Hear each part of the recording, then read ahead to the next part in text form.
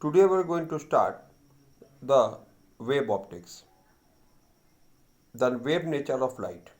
Previously we have done the ray optics and now we are going to study the wave optics. What is actually wave optics? What is light? What is the nature of light? This has been a matter of interest to the scientists for a long time, since the time of Newton. Newton suggested that light consists of particles and he called these particles as corpuscles.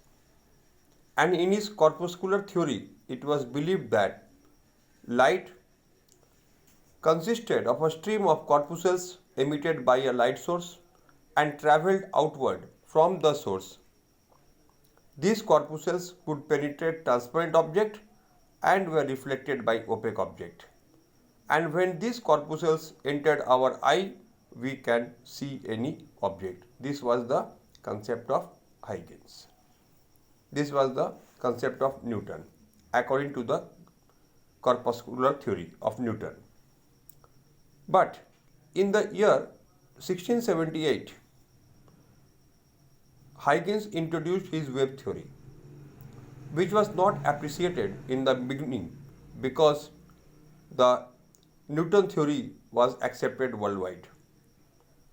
But with the advancement of science, some concepts, some theories came into scene. We were able to see some concepts, some properties of light like interference, diffraction, which gave a blow to the Newton's corpuscular theory. And thereby the wave theory gained some importance. The experiment of Young and Fresnel proved that wave theory of light can be more successful to explain the properties of light. And the next thing in the favor of the wave theory was the production of electromagnetic waves by Maxwell and by Hertz. And then the Maxwell and Hertz production of electromagnetic wave was similar, exactly similar to that of the properties of light, and it proved that light is actually a electromagnetic wave. Light is nothing but a electromagnetic wave. This was suggested by the theories of Maxwell, Hertz, and later on one more theory came into being that we study later, that is the photon theory.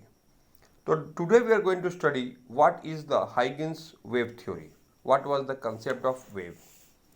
Let us try to, when we are going to study the wave theory or Huygens wave concept, so we have to understand first what is a wave front. See, you can see these are the rays. These rays are the waves.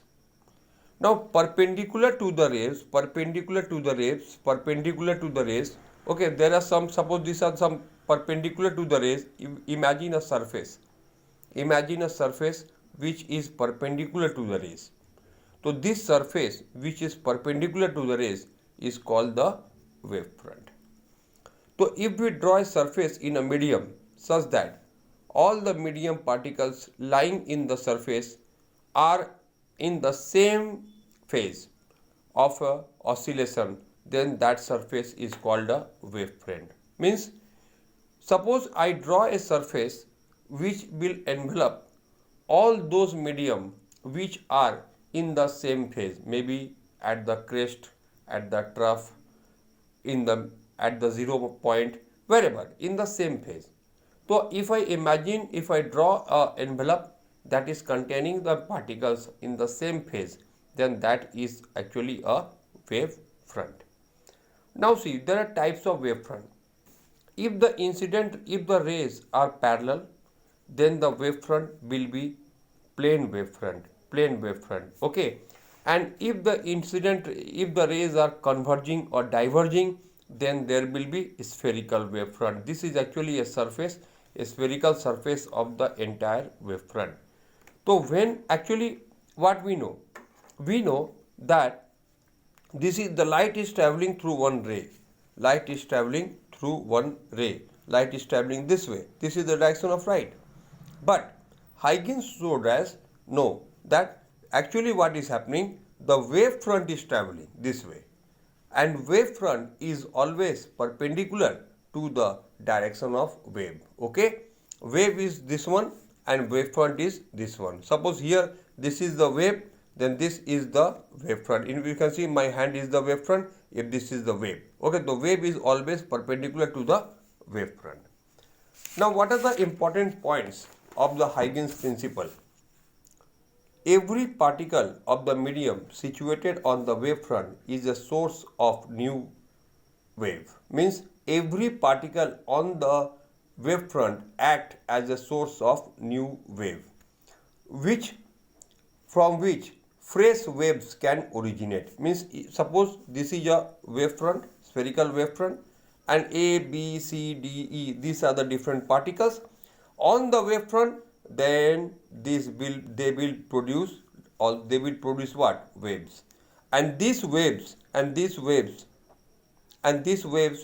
if you draw the envelope, then this will be the advancing wavefront, new wavefront. Similarly, again the point on this new wavefront will produce wave, and this way the wave is advancing.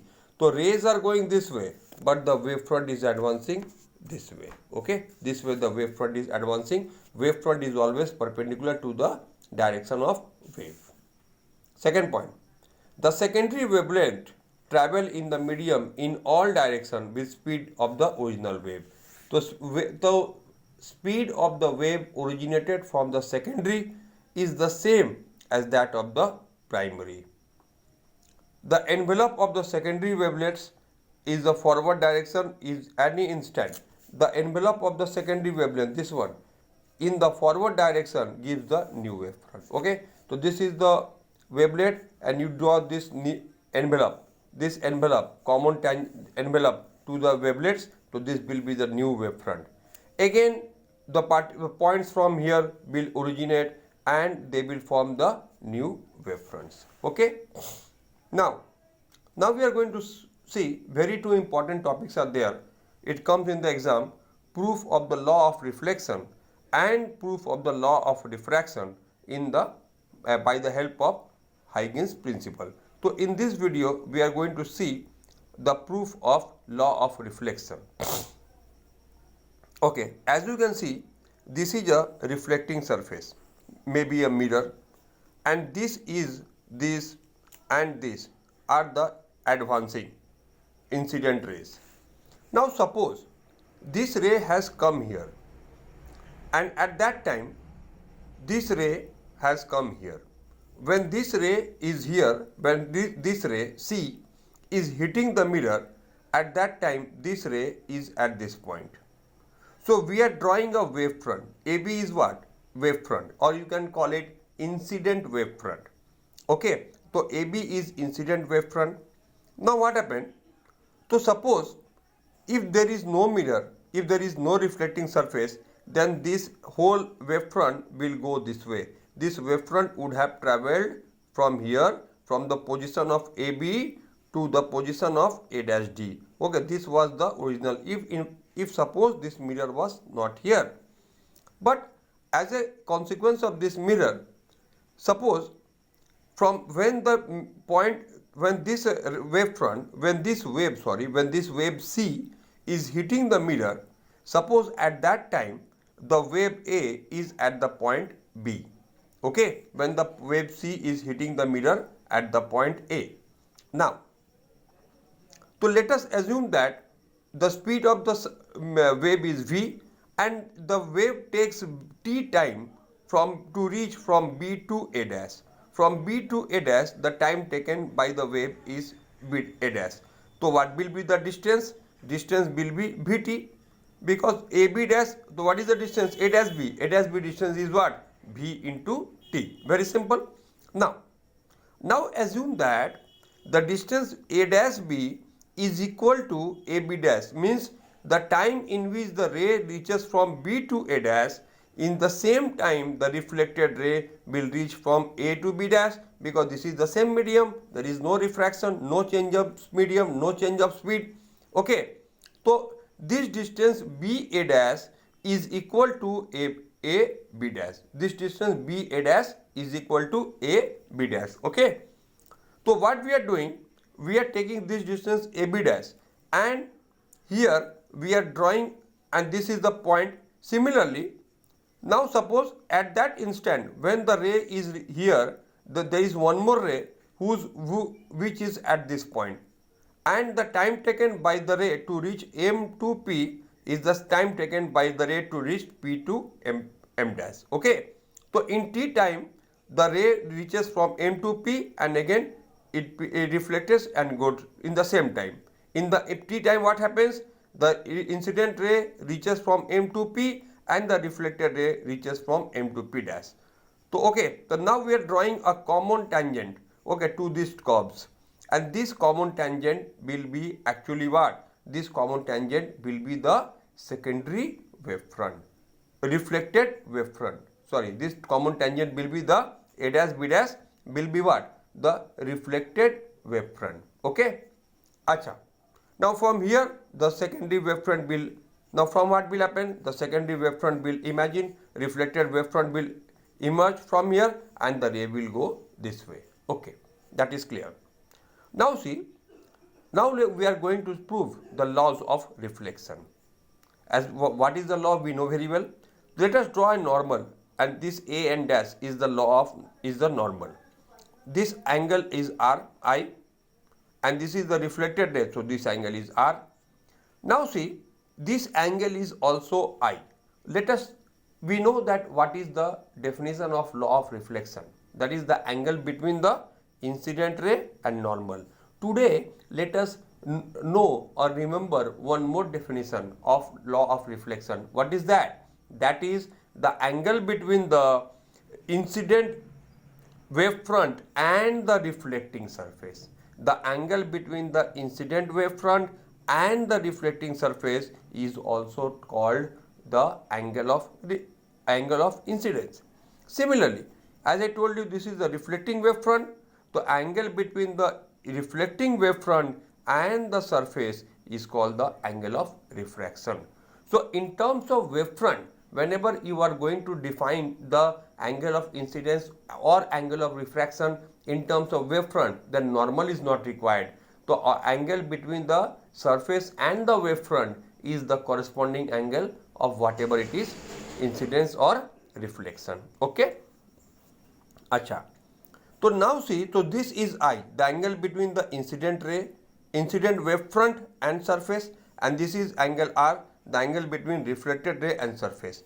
So by plane geometry we can prove that triangle A B A dash and triangle A B dash A dash, triangle A B A dash and triangle A B dash A dash are congruent, because see, this is 90 degree, always this angle will be 90 degree. Okay, the reflected ray, the ray and wavefront are always perpendicular, so this is also 90 degree, this is also 90 degree, and this is common side, and I told you the length AB dash is equal to BA dash.